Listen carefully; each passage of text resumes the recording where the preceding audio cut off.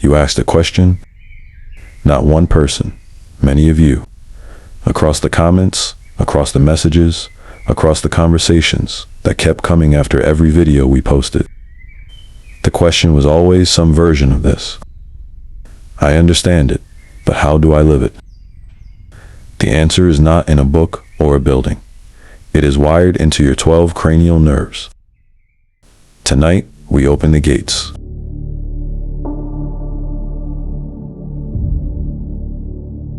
There is an ancient axiom that runs beneath every wisdom tradition on this earth. It appears in Hermetic texts.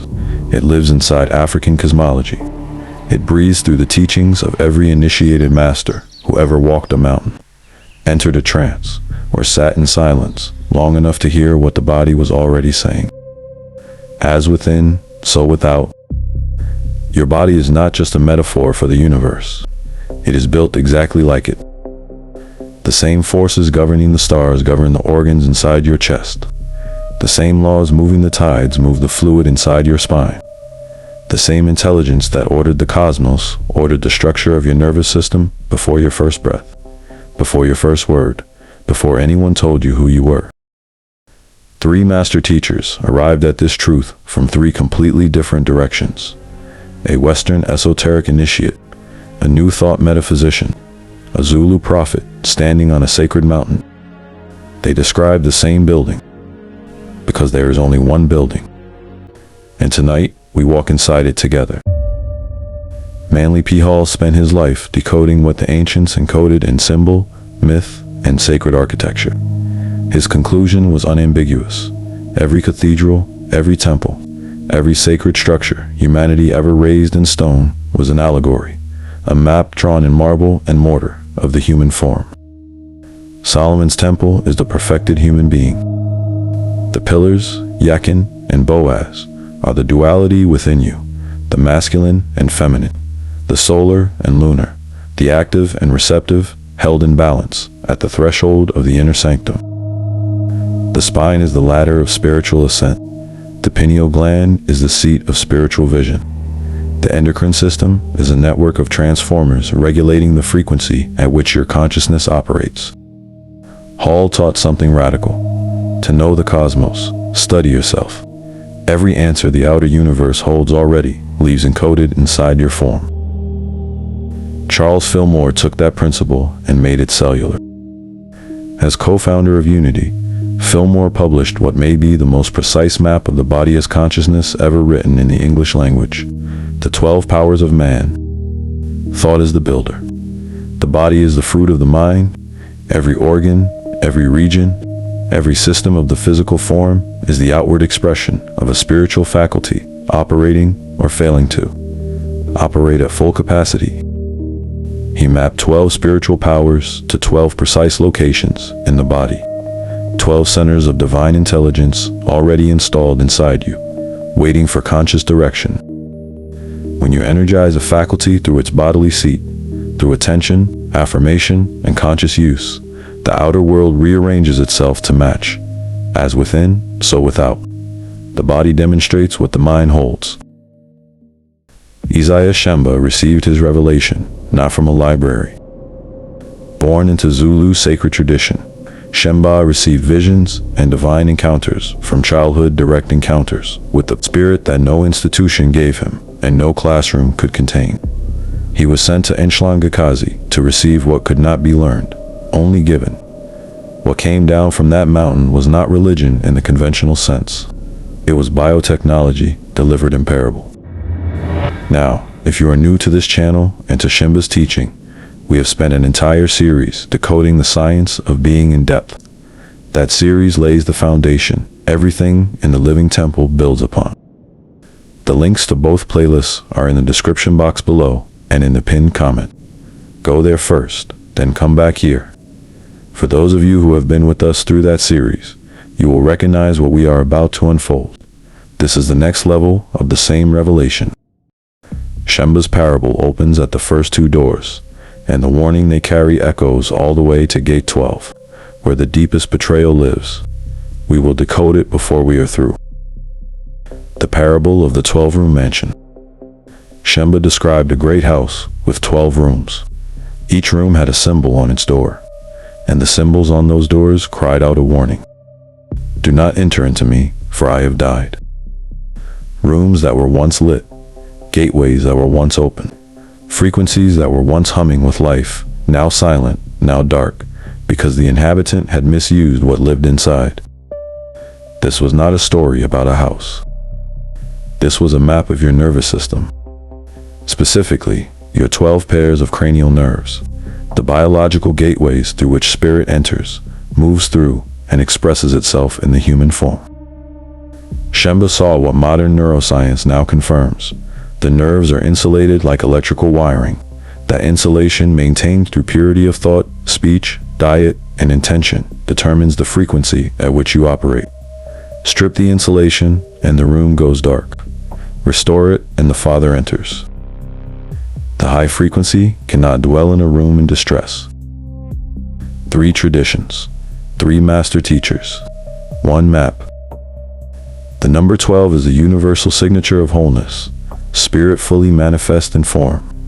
3, the divine trinity, multiplied by 4, the elements of matter. 12 appears in the stars as the zodiac, in scripture as the tribes and the apostles, in time as the months and the hours, and inside your skull as 12 pairs of cranial nerves. Shembe's rooms, Fillmore's powers, the 12 apostles, the 12 tribes, all pointing at the same 12 gateways of consciousness already installed inside your nervous system. Before we walk through all 12, 2 gates deserve to be spoken aloud, because they carry the highest stakes in the entire system. Gate 5, power, the trigeminal nerve, Philip, the word. Every syllable you speak wires your nervous system toward creation or toward destruction. The ancients called this the power of the spoken word. Neuroscience calls it self-directed neuroplasticity.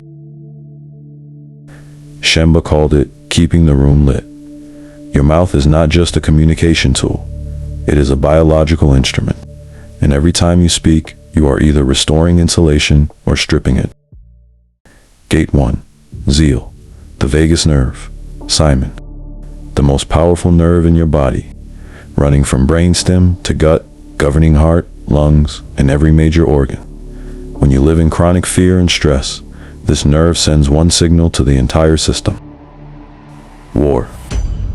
Every organ receives that signal. Every cell prepares for threats. The high frequency cannot enter a body at war with itself. When you live in purpose and calm, the vagus reports peace. The whole system opens. The Father enters.